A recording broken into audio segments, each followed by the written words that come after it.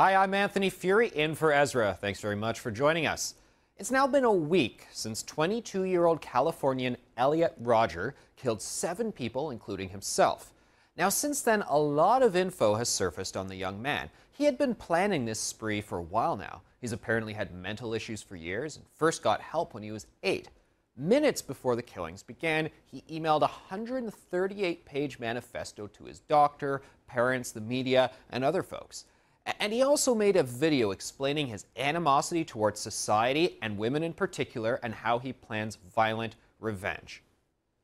For 2.5 years, more than that actually, and I'm still a virgin. It has been very torturous. College is the time when everyone experiences those things such as sex and fun and pleasure. But in those years, I've had to rot in loneliness. It's not fair. You girls have never been attracted to me. I don't know why you girls aren't attracted to me, but I will punish you all for it. It's an injustice, a crime, because I don't know what you don't see in me. I'm the perfect guy. And yet you throw yourselves at all these obnoxious men, instead of me, the supreme gentleman. That's apparently one of the rationales for why he did what he did. I have no interest in psychologizing this guy.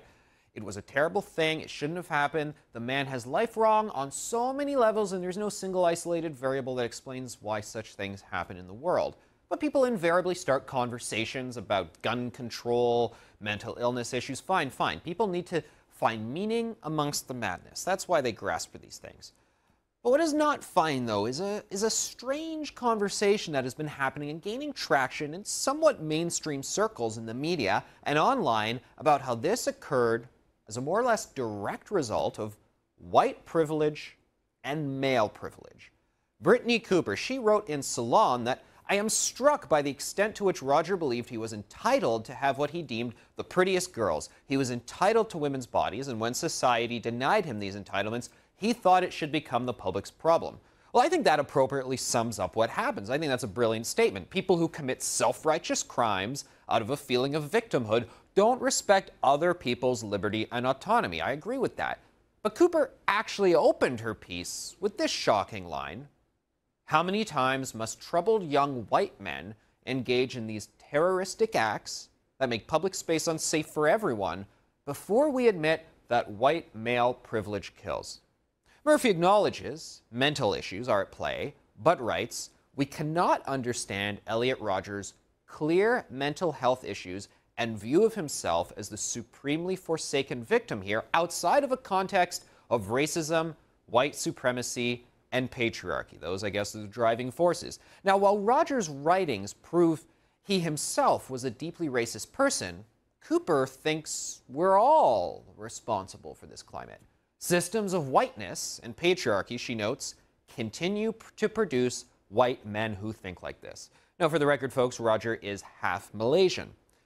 I want to note that I'm not cherry-picking here. This column was shared widely around North America. There are many others like it, and this was just one of the most over-the-top, yet also most popular ones. Writing on the site Gawker, Michelle Dean responds to the idea that women are supposed to say, well, you know, not all men think like Elliot Rodger. She writes, not all men, sure, as the joke goes, but the people who live with that risk learn to presume the worst. Living your life in preparation for the moment when a man possibly snaps and tries to kill you can bring on serious resentment. This is madness. Is she suggesting that all men out there are on the cusp of committing such a crime and women must be cautious around all men? Now, while it's true Rodger was a part of online pickup artist communities, they promote this more aggressive form of courtship. It's quite a bizarre world. None of these communities advocate mass killings. They're just guys out there, losers who are desperate to get laid.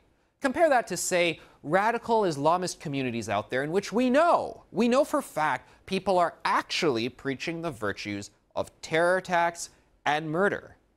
Yet these same radical leftists tell us, well, those are just isolated incidents. You can't turn it into a systemic thing. The Rodgers killing? Even though nobody encouraged him to do it, everybody agrees it's wrong. It's a sign of the patriarchy, and all men are complicit in it. This is all a part of a growing movement. You see, Cooper teaches gender studies, women's studies, and Africana studies at Rutgers University. This sort of writing, it's her shtick. These academic activists, they do this all the time. She probably would have found a way to make this about the patriarchy and white privilege if Roger's only crime had been spitting his gum out on the sidewalk. They want to make it all about their crazy ideas and further this bizarre cottage industry out there that is strangely growing. Most of us, folks, most of us are not fixated on identity politics. We don't define ourselves through our gender or our race or our sexuality. Rogers apparently did. That's bad. And so do these extremist commentators. They see the world through the same lens of perpetual racial and gender conflict as he does. These people need to be called out. They need to be laughed at. These arguments divide us. When North Americans are more harmonious than ever, these people want to focus on our differences and not our similarities.